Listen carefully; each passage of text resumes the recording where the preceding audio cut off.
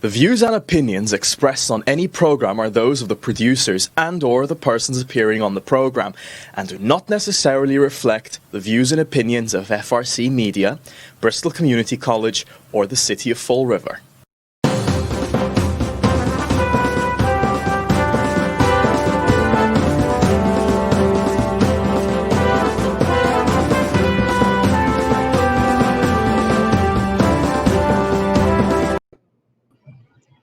Well, welcome to I think we're having audio problems. No, you're there. Okay, hello, welcome to Spindle City Straight Talk. I'm Chip. And I'm CJ. And I think during the opening, because mine froze, I don't know about yours. I know, I'm fine. I can hear you. You're moving fine. No, I was talking about the opening credit. Oh, no, you're fine. You're moving fine. Okay. Well, go ahead, Commander COVID. Gonna go right for Commander COVID, huh? Nothing interesting coming up. So I'm looking at our logo as usual. It was a busy day yesterday for press releases, and we're going to talk about a couple of those press releases today. The state numbers yesterday was 104,799. Total deaths was 7,988. Total new deaths was 15. Total new cases was 140. In case you're wondering why the numbers are much lower than they were previously, they took out all the probable cases now, and they're reporting those separately. I'm not reporting those numbers because, again, they're probable. They're not definite. And Bristol County cases was 8,348. In Fall River, we had 3 new cases, bringing us up to 1,623. According to the mayor, there were no new fatalities, and they're reporting 107 deaths, which is actually an increase. But I'm going to go by that there's no new fatalities, but 107 deaths. It's interesting that the numbers, according to the mayor, the numbers are going in the right way, and he likes the way we're going. So.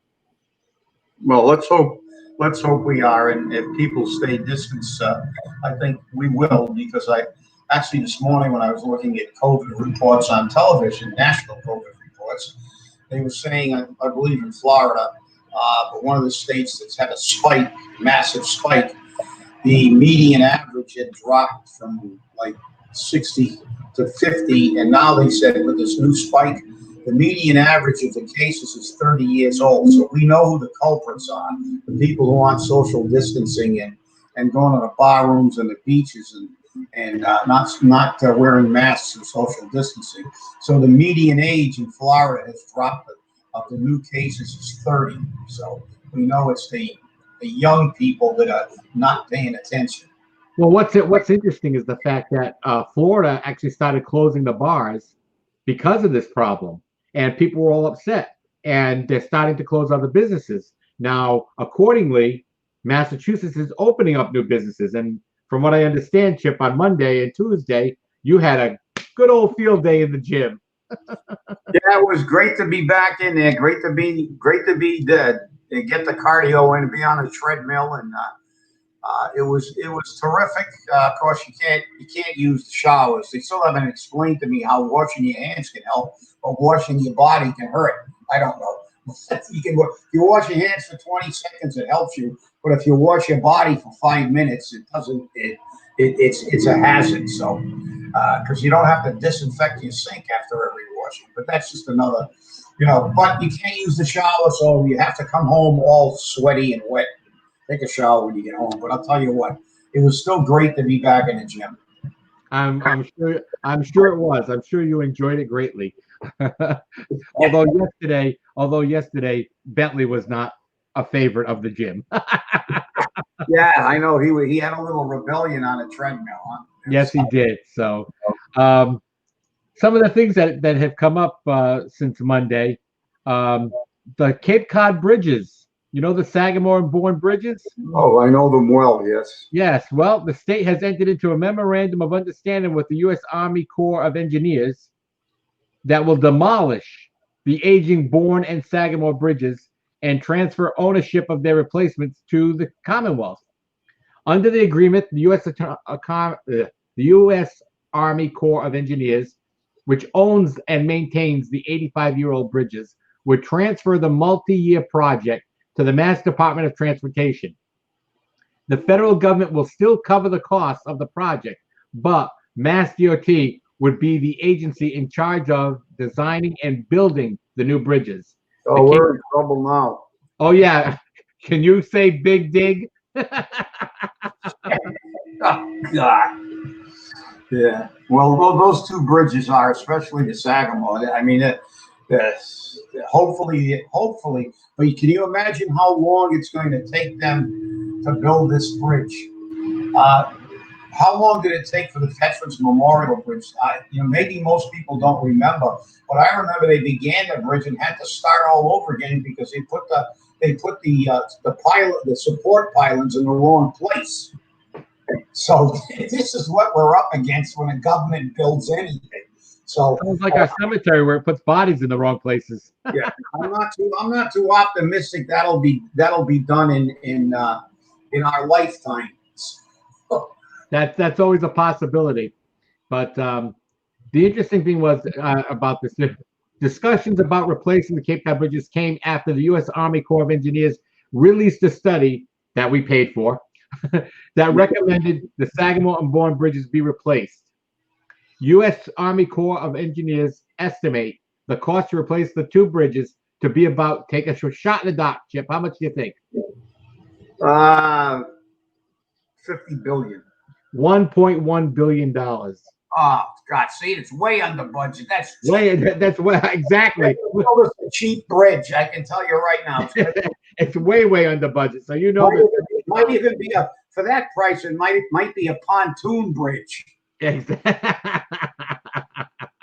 Well, we need something more. That's for sure. You don't get much for $1 billion in this, because the Big Dig was the most expensive construction project in the world. But then again, in the history of the world, so. Yeah, and we'll wait and see what they do with this. I don't know if we'll see any construction in the next year or two, but we'll definitely hear about a lot of planning. Hey, the president came out with an executive order, I guess, or ICE did, that in order for people on student visas to stay in the country, they have to take at least one in-person course at the college. This could be difficult for a lot of these people because some of the colleges like Harvard are going strictly remote learning, and that's going to create a problem. Now, I'm not sure what BCC is going to do. I know that they are looking at doing a combined hybrid maybe type of situation, but we have students at BCC which are on student visas. So they're going to have to take in-person courses in order to stay in the country because those are going to be revoked. And of course, they're going to ship them back home. So it's going to be interesting to see what's happened. Governor Baker has spoken out on this, and he's said that Charlie Baker blasted the Immigration and Customs Enforcement announcement that it will not issue visas to international students who are not enrolled in at least one in-person class this fall. Not a real heavy blasting, that's for sure. But according to who is this from? Whatever. Trump has been banging on the hot button topic of returning to school in the fall, even as cases continue to increase across this county. Quote, schools must open in the fall, unquote. Trump tweeted on Monday. So it's definitely getting to be interesting. It's the feds against the locals. It's going to be interesting to see how this works out. Yeah, well, frankly, I'm fed up with the media distorting everything. And I think it was a few shows ago we talked about them releasing a statistic that there were virtually no cases in schools and daycare centers that remained open.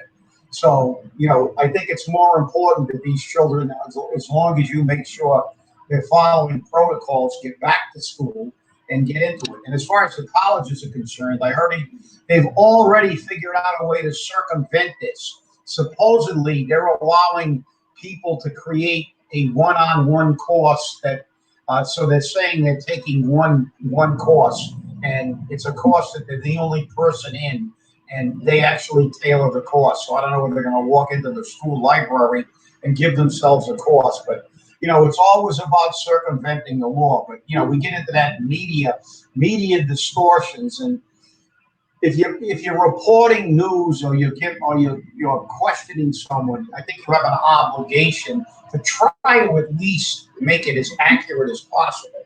Now, if it's a hearsay, you say, well, I heard this, it's alleged that, blah, blah, blah. But I watched an interview on CNN the other day from some congresswoman who was talking about how she was really upset with Trump because he spent more time talking about Confederate generals in his 4th of July speech than he did talking about anything else. And in fact, I went bananas and I started yelling at the screen because the screen could hear me. But I said, he didn't mention any Confederate generals in that speech. And I watched that speech from the beginning to the end. But the CNN reporter said absolutely nothing, allowed her to send that misrepresentation out to all the sheeple who watch these things and take it as gospel and don't do their homework. But then the media individual who was running that was pointing out that, and he said right after that, there was no mention of Confederate generals in that speech ever. And this is the problem we have now in this country. They don't cover the riots. They don't cover things they don't want to cover. And the media is being used as a political tool, not as a news agency. And that's one of the problems we've had when we went over to this constant 24-hour news cycle, that it's no longer news. It's basically narrative, their narrative for their particular party. And that's wrong, in my opinion. It's propaganda. Exactly. Propaganda. You tell the lie long enough, but that's what's happening. But did you hear? I got to deviate because I'm not sure if it's in your notes because we're using a new platform. It seems to be working great. The picture's better and everything. But there was a shooting in the area of Kennedy Park on their Mulberry Street in Broadway. I heard. Yeah. Yeah. So there was another shooting in Fall River. Something else to add to the tourist the tourist announcements. Okay. Yeah. Enough. Yeah. Don't go anywhere in Fall River. But it's a commentary. I guess there wasn't a lot of news on it because I got a call on it this morning that said that there was a shooting in the area, and I think there were 2 people injured, but there wasn't a lot. Apparently, the police are investigating.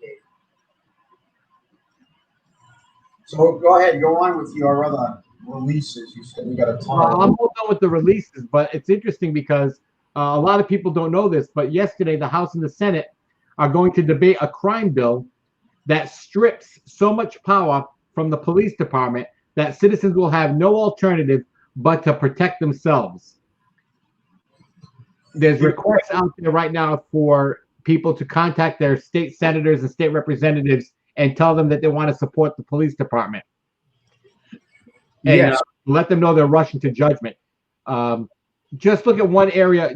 Look at this one area of the crime bill that they're proposing. Police can no longer use tear gas, rubber bullets, pepper spray, or canines, dogs, against an individual.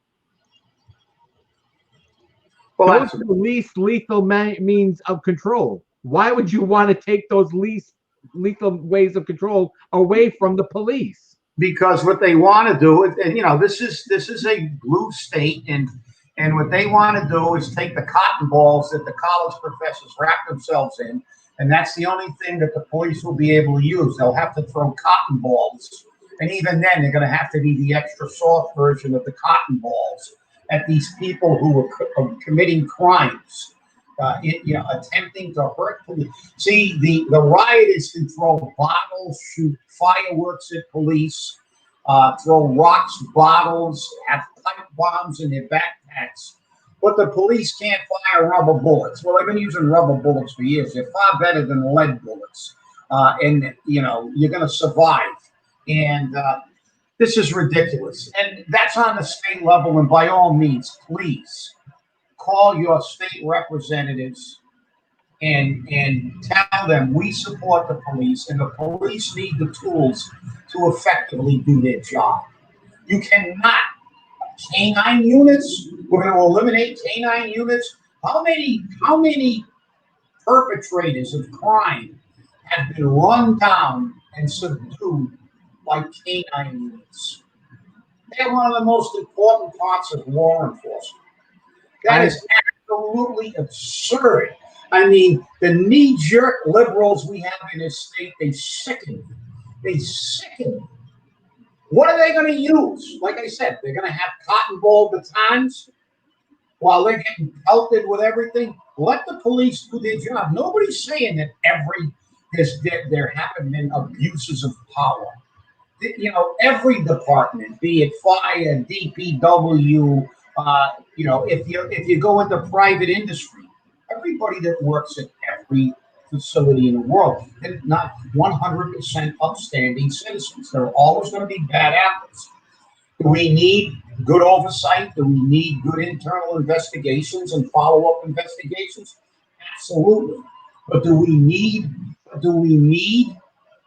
to take away everything? Who wants to be a police? So you're going to be a target while rioters protest and throw things at you and maybe shoot you with a real bullet, and we can't try to deter it.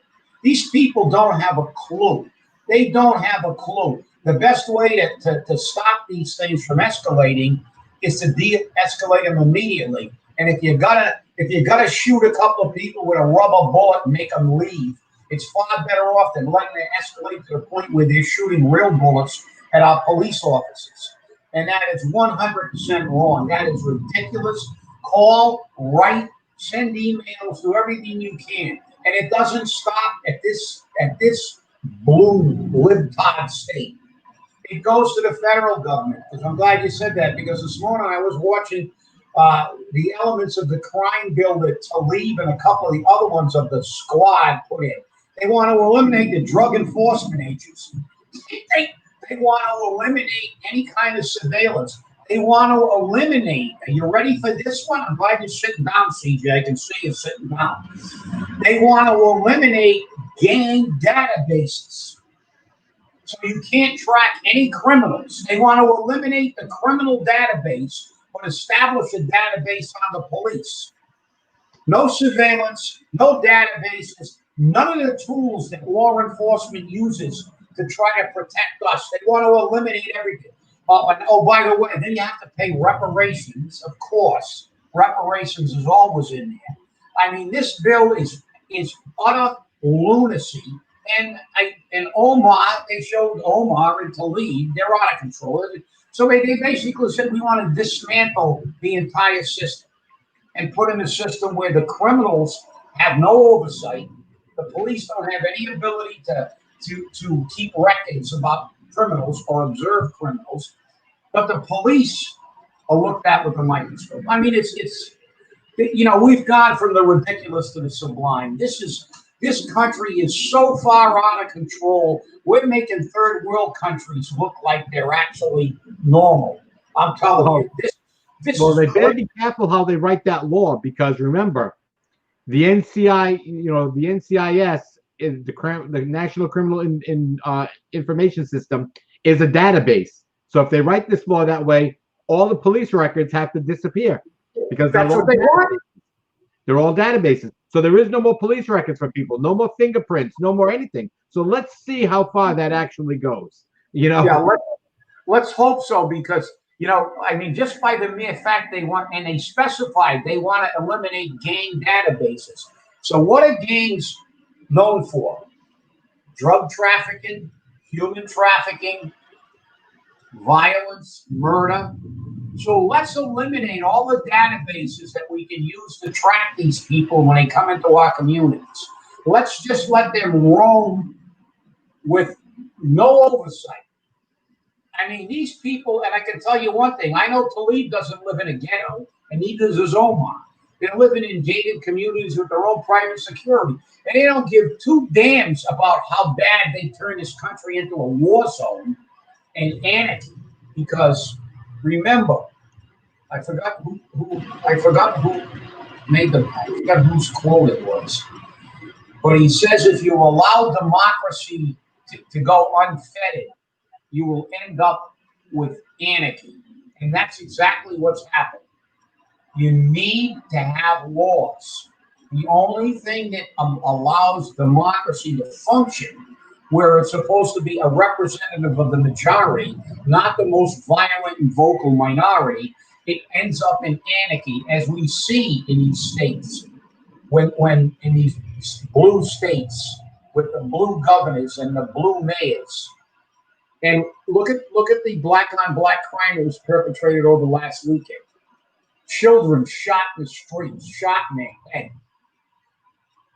Chicago, 14 dead, 40 some wounded, 77 shootings. Atlanta, more shootings. A father shot while he was walking with a 6 or 7 year old child. It's on video with a drive-by. Got shot and he's holding his daughter's hand, just crossing the street. I mean, it's out of control. And do you see this played up on the media? No. It's always, they're picking on the peaceful protesters. Well, peaceful protesters do not rip down statues. There's a way to do it. And I pulled a quote because, see, they think it's okay to go and damage this. You can't have a good society if you don't obey the laws. There's a way to get rid of statues. There's a way to make police accountable, and it's a legal way. But this is a quote from Martin Luther King Jr., and this is verbatim because I'm reading. In no sense do I advocate evading or defying the law. That would lead to anarchy. An individual who breaks a law that his conscience tells him is unjust, and who willingly accepts the penalty of imprisonment in order to arouse the conscience of the community over its injustice, is in reality expressing the highest respect for the law. So let's really digest what he said. Here's a man who changed the country radically, peacefully. And he said in no sense does he advocate evading and defying the law, because that would lead to anarchy, because that's what we have.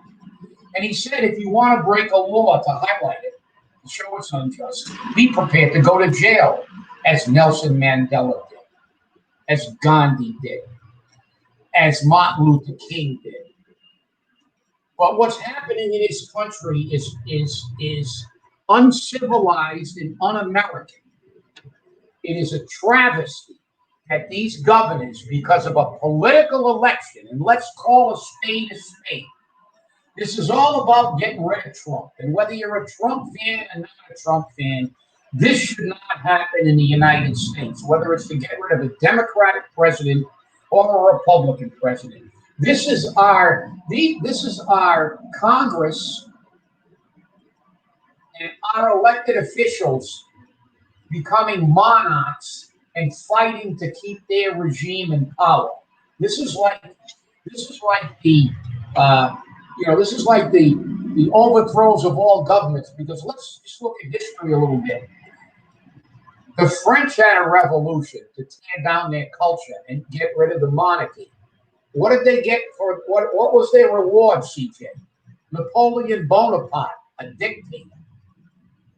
When the Russians overthrew the Tsars, and they wiped out their culture, what did they get?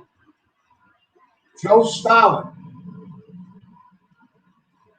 Because when you wipe out your culture and erase it, and don't learn, and don't implement laws, and create anarchy, the only answer to anarchy is the rise of another dictator like Adolf Hitler, Joe Stalin.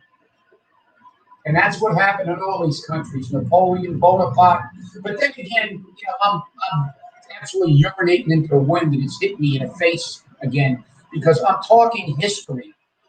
And talking history to these morons that are running around causing trouble is pointless because they don't even know what the capital of their own state is for the most part, and they don't really care about change. All they care about is getting something for nothing.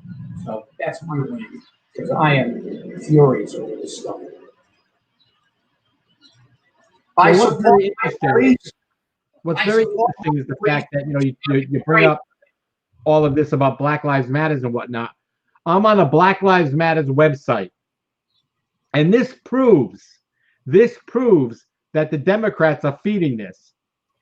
Okay, I clicked on the donate button, and it went to a page that says Black Lives Matter, urgent fund the movement, and I went all the way to the bottom to read it, and it said ACTBlue is a qualified 501c3 tax-exempt organization, and donations are tax deductible to the fullest extent allowed under the law. Do you know who ACTBlue is? It's a Democratic fundraiser, right? ACTBlue is the Democratic fundraising arm of the party, and it has raised billions. $5,476,305,626. It's a lot of money. Yeah. But, you know, as you said, CJ, this has got nothing to do with it, because if you look at what happened over the weekend, you had the black mothers and fathers of the children that were murdered saying, and one of them said, and very, very accurately, how do you expect other people to say Black Lives Matter when we don't feel Black Lives Matter, because we're killing each other? And black on black crime has been around for a long time, but you notice that most media outlets didn't play that excerpt a lot, because people in their own community are upset because they know this is all political BS to raise money and get rid of a president. I hear you. And they don't care what the fallout is, because it's going to take us years to extricate ourselves from the chaos and acrimony this is. I hear you. Well, here's the mantra from ACTBlue: powering Democratic candidates, committees, and parties, organizations, and C4Ss around the country. So that tells you right there that ACTBlue, who is the fundraising arm for Black Lives Matter, is just a Democratic ploy. They're creating the problem. And they're funding the problem. They're funding the protest. They're funding the possibility. So yes, it does look like they're funding it just to overthrow a president, just to get rid of a president. And I'm sorry, but it just looks that way. And it's true, because let's face it, let's look at the reality of what we're seeing in the United States. Black lives are safer in red states. Where have all these crimes been committed? Chicago, blue states. Chicago, Right. Democratic governor, black female mayor. Atlanta, Georgia, same thing. Female black mayor. All the murders are taking place in blue states. With heavy gun control. With tremendous gun control. And that's what they've done. They've shifted the narrative to more gun control. It's all BS. As you said, this has got nothing to do with improving our country, and it's got everything to do with making them put them in absolute power of our nation. Well, it seems we're out of time. Thanks, Chip, and thanks for watching, everybody. We greatly appreciate you inviting us into your home. Remember, stay informed, stay angry, and stay safe. Thanks for watching. When you see a police officer, thank them for what they're doing for us.